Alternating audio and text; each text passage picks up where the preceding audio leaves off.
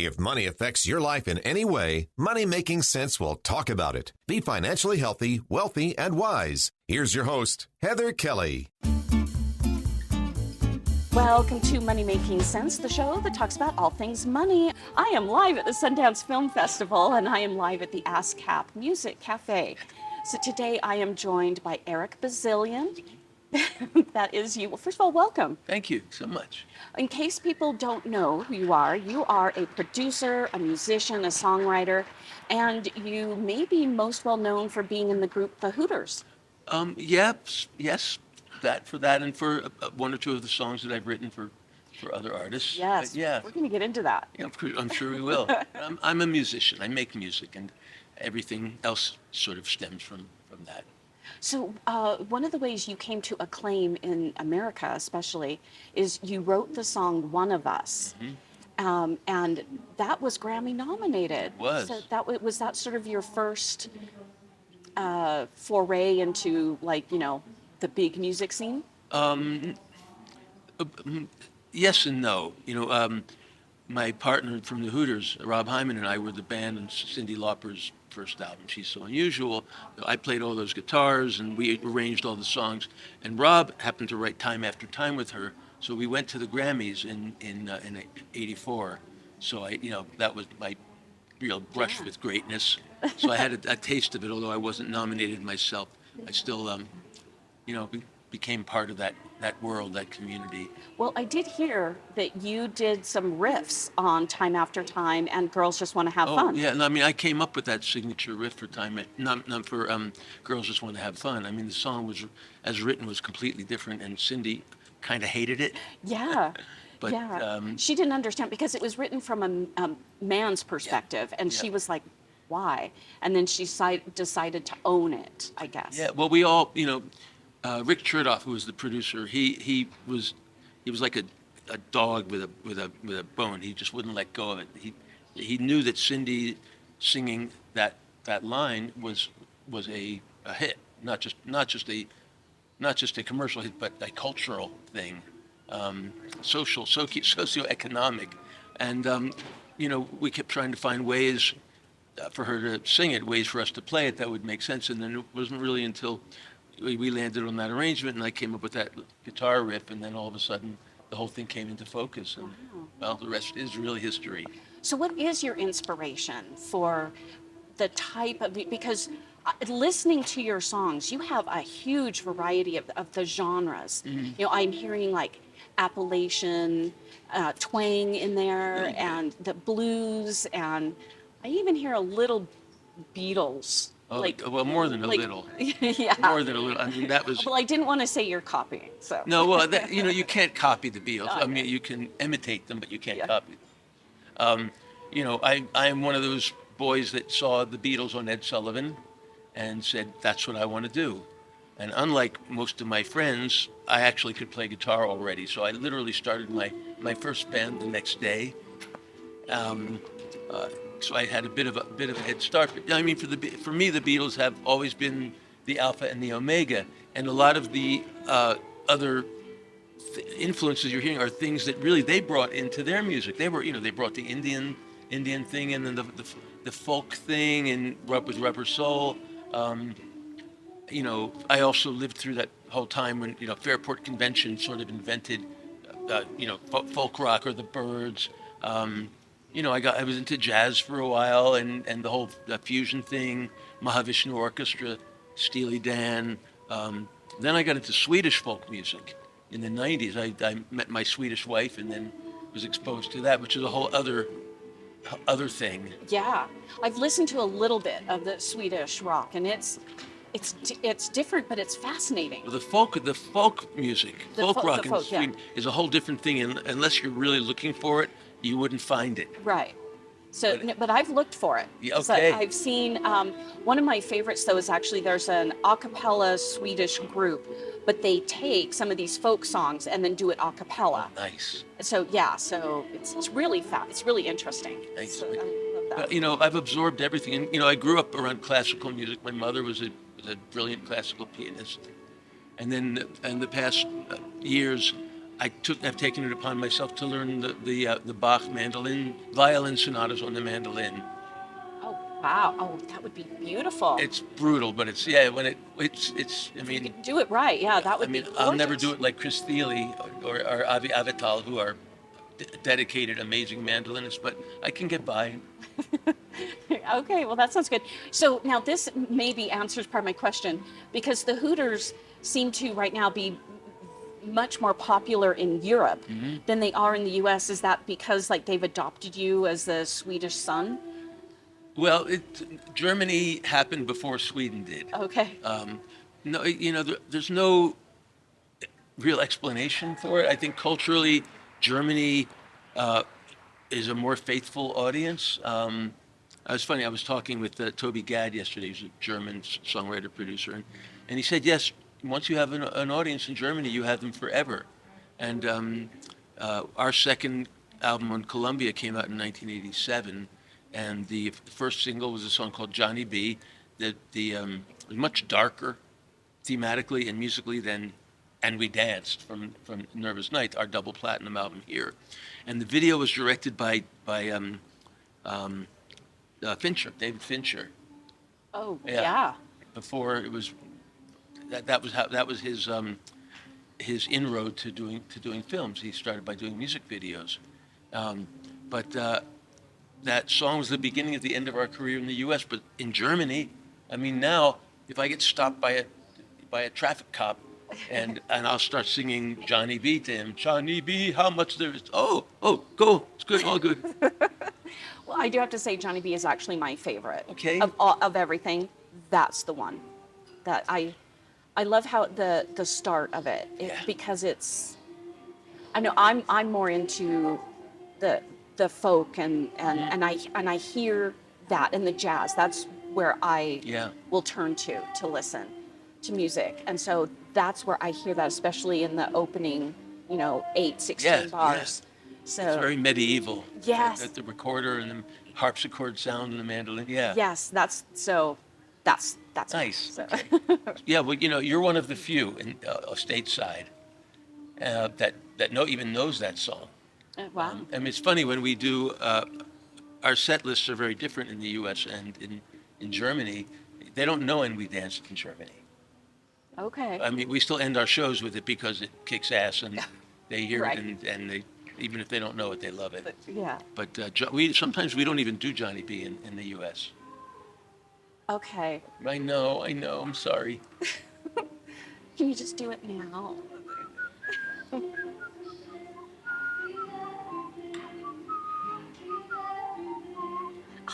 thank you. I love that. What was the turning point of your career? There have been several. Obviously, Nervous Night coming out, and then us playing Live Aid, Yeah. and then going on tour. We toured that summer with Squeeze, and then that winter into spring with Loverboy, and we are both the best and the worst opening act in the world. We're the best opening act for the audience, and sometimes the worst for the headliner. Oh. But Okay, so tell me, I need some stories on when it was like what happened to the band that came after that. It didn't go so well. No, it went. Listen, we were opening for Loverboy. They had huge hits, and so it was fun. But even still, I could tell that we were sort of on our way up, and they weren't on their way. They were already there, but I didn't see them. I didn't see any more upward movement at that point for them. But they were great, and they were nice. They were so nice to us. They treated us great. There were other situations where the headliner had issues of their own, let's say. Oh, okay. But I'm not naming names. Again, Live Aid, the Nervous Night album, that was, and MTV. We were darlings of MTV. We had 4 top 5 videos on MTV. We never had a top 10 record in the U.S. Little known fact, And We Danced never even cracked the top 20. Day by Day was our highest charting single, which I think was I number guess I 18. didn't realize that because I was the MTV baby. I was like glued in front of there, and so I saw your stuff all the time. It did not occur to me it didn't actually make the music charts Yeah. as high. Yeah. Interesting. Yep. Okay. So, yeah. Well, I was just going to ask, sort of in that vein, how have you noticed income streams changing from when music was vinyl and those MTV days, and now it's digital? What has changed for you with the income stream? Well, and, we'll switch over to the songwriting Okay. because really the income streams, we didn't recoup our record deal until 2012. Yeah, it was like that. I mean, you signed with a major label.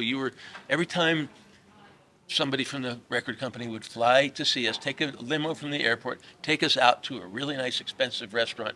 We paid for that.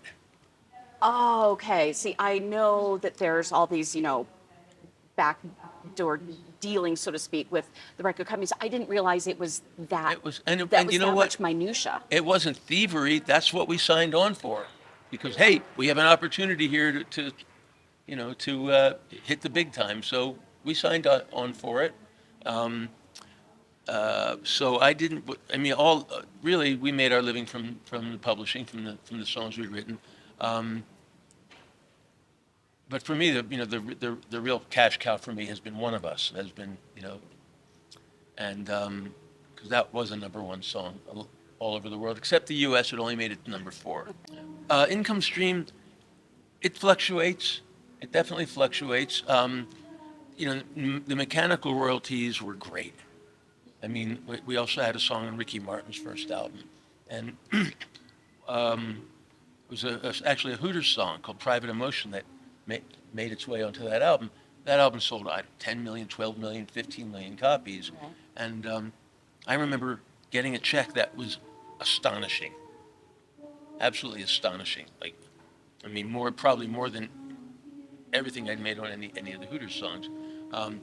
But a song like One of Us, which is, an evergreen, that's been pretty consistent. And I think that what I've lost in mechanical royalties, from physical sales, has been made up for in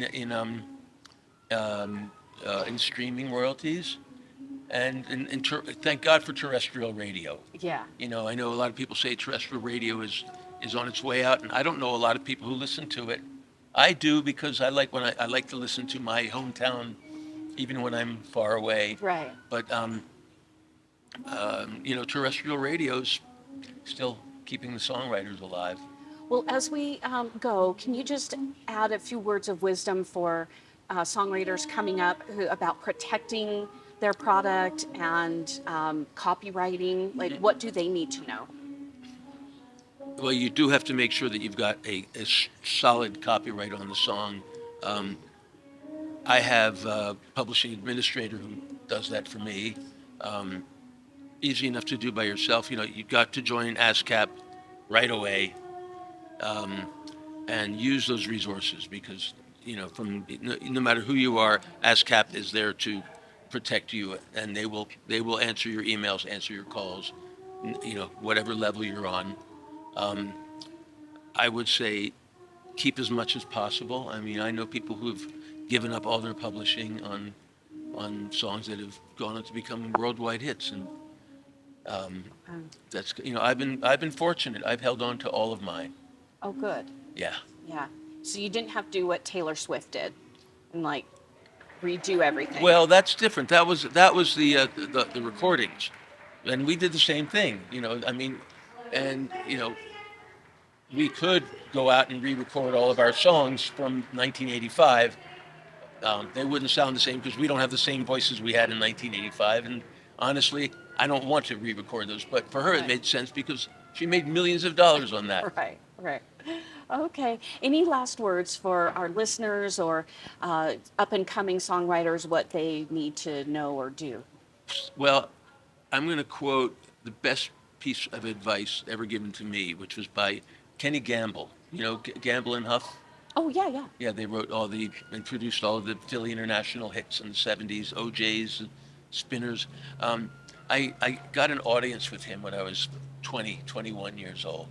And I was playing in a band. I wasn't really addressing songwriting. I wanted to be a guitar player. I wanted to be the shredder. And he was very gracious. He asked me, "What do you do?" I'm in a band. We've just gotten signed to Arista Records, and I play guitar and I'm sort of multi-instrumental, and I'm really into the arrangements of the songs. And he said, "Well, are you writing?" And I said, "Well, sometimes." And looked at me. He said, "Just write songs. Whatever else you do, just write songs. Never stop writing songs." Years, decades later, 40 years later, I ran into him in a Chinese restaurant in Ventnor, New Jersey, and I took my shot. I walked up to him and said, "Excuse me, Mr. Gamble." And he's definitely a Mr. Gamble when you see him. He's not a Kenny. Sorry to bother you, but I'm Eric Bazilian from the Hooters. And he said, "Oh, good. Hometown boys, you've done very well for yourselves. We're proud of you." I said, "Thank you. I just want to thank you for the advice that you gave me as a 21-year-old. And he said, well, I appreciate it. Thank you. And have you written songs for anyone else?" And I sort of said, "Well, I wrote that song, 'What If God Was One of Us?'" And then he stood up, and the first thing he said was, this was a total ego blast, he said, "Oh, my God, that song, that's like that song, Imagine, by John from the Beatles." Oh, God, okay. And when my pulse had gone down to a reasonable level, he said, "So, do you remember where you were in your head, in your heart, when you wrote that song?" I said, "I actually do. I have a very clear, if you stay, you'll hear the story from the stage. I have a very clear picture of where I was." He said, "Well, wherever you were then, get back there."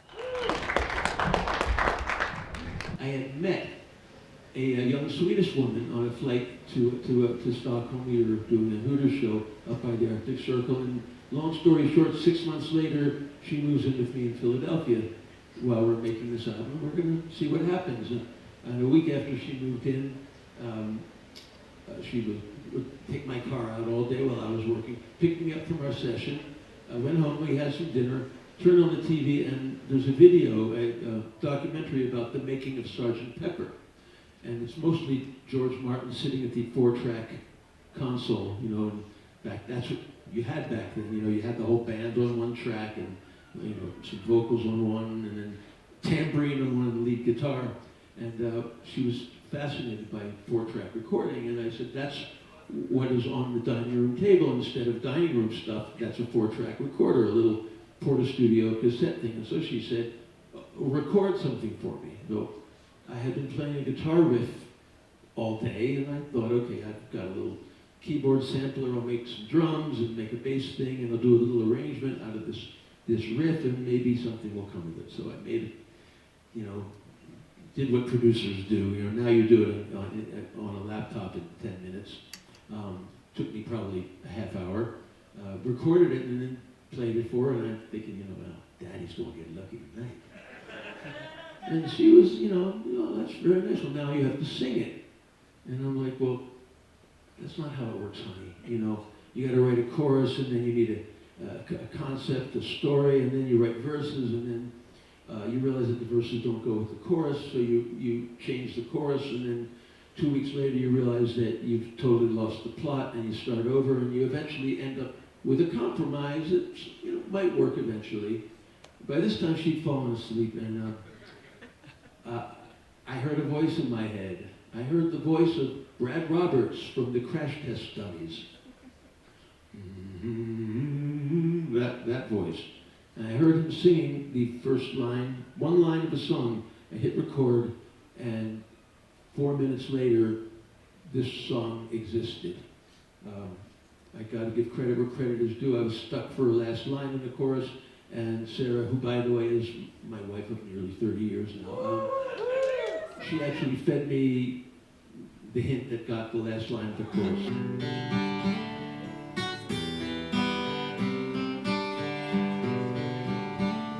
If God had a name, what would it be, and would you call it to his face? If you were faced with him in all his glory, what would you ask if you had just one question? Yeah, God is great. Well, thank you you so much, Eric Bazilian. Again, we are live at Sundance at the ASCAP Music Cafe. And thank you so much for just taking time out and speaking with us. My pleasure. Thank you for being interested. Thanks for listening. You can email me with any questions or topics you want to hear about at hkelly@ksl.com. That's HKELLY@ksl.com. And because this is Money Making Sense, you can subscribe for free on Spotify, Overcast, Apple Podcasts, anywhere you listen to your favorite podcast, and you'll never miss another episode. Thanks for being a Money Making Sense listener. Follow your common sense on the social media. Money Making Sense on Facebook, Twitter, and Instagram.